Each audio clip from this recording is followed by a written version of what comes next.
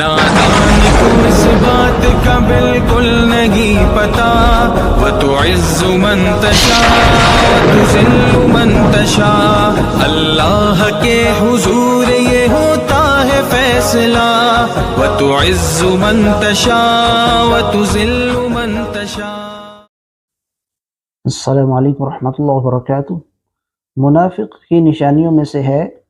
جب بات کرتا ہے تو جھوٹ بولتا ہے۔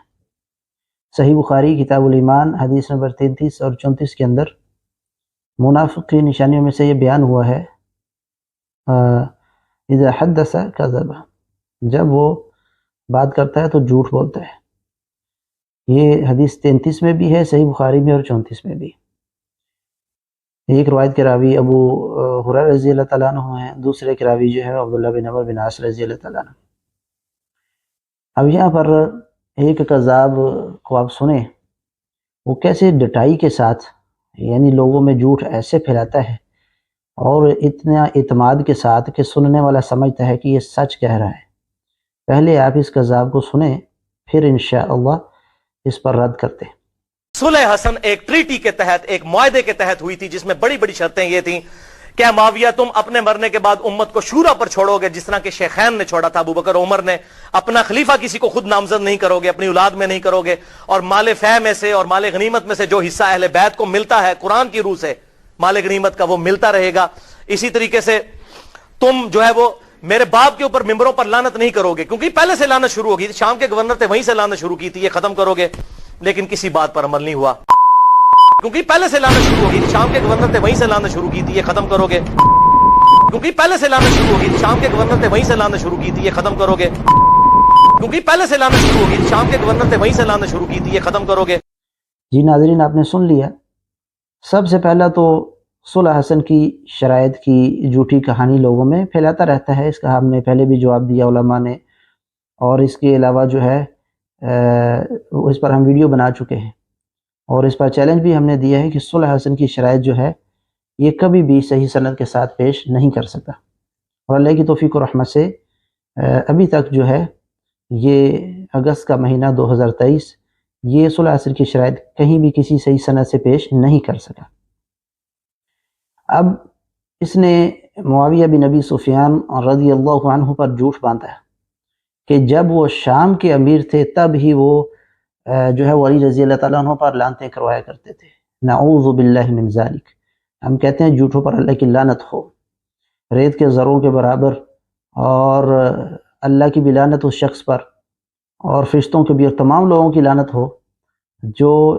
ایسا جھوٹ بولتا ہے۔ اب یہاں پر آپ دیکھیں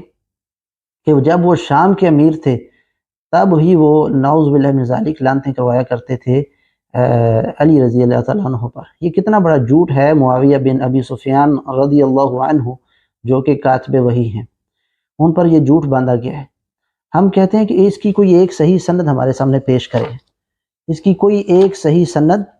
مرزا اور اس کی ساری ذریت مل کر اس کی کوئی سند پیش نہیں کر سکتے۔ سننے والے بھی جاہل ہیں، اور بیان کرنے والا تو دجال ہے ہی، وہ تو چاہتا ہے کہ لوگوں کو گمراہ کرے اور صحابہ کرام رضوان اللہ اجمعین کا بغض لوگوں کے دلوں میں بھرے، لیکن سننے والوں کو چاہیے کہ وہ دلیل پوچھیں۔ اور یہ جب اس نے یہ بات کی ہے، کوئی حوالہ نہیں دیا ہے، کسی کتاب کا نام تک نہیں بتایا، اور خود کہتا ہے، جیسا کہ ہم آپ کو اس کا وہ کلپ بھی سنانے والے ہیں، کہتا ہے کہ میں نے اسی بت پرستی کو تو توڑا ہے، موقف لوگ دیتے ہیں ساتھ ریفرنس بیان نہیں کرتے۔ تو میں نے اسی بت پرستی کو توڑا ہے کہ موقف جو لوگ دیتے ہیں ساتھ ریفرنس بیان نہیں کرتے، کاؤنٹر چیک نہیں ہو سکتا۔ احادیث بھی کوئی بیان کرتے ہیں، ان کی بھی نمبرنگ نہیں بتاتے، ضعیف ہوں صحیح ہو بیان کر جاتے ہیں، اور سب کے سب اہل سنت کہلوانے والے تینوں گروہ، بریلوی، دیوبندی اور سلفی یعنی اہل حدیث اور اہل تشیع کا بھی یہی حال ہے۔ یعنی حوالہ بیان نہ کرنا، یہ اس کو کہتا ہے کہ یہ بت پرستی ہے، ریفرنس بیان نہیں کرتے، حوالہ بیان نہیں کرتے، یہ بت پرستی ہے، اور میں نے اسی بت پرستی کو توڑا ہے۔ جبکہ خود جب یہ معاویہ رضی اللہ تعالیٰ پر جھوٹ باندھ رہا تھا تو اس نے کسی قسم کا کوئی حوالہ نہیں دیا، یعنی یہ بت پرست بن گیا،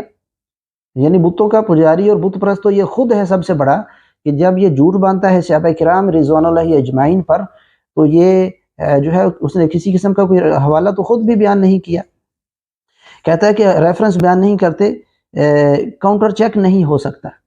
یعنی دوسرے فرقوں کا کہتا ہے، یعنی اہل حدیث کو، بریلویوں کو، دیوبندیوں کو تانا دیتے ہوئے کہ یہ بات کرتے ہیں، ریفرنس نہیں دیتے، حوالہ نہیں دیتے،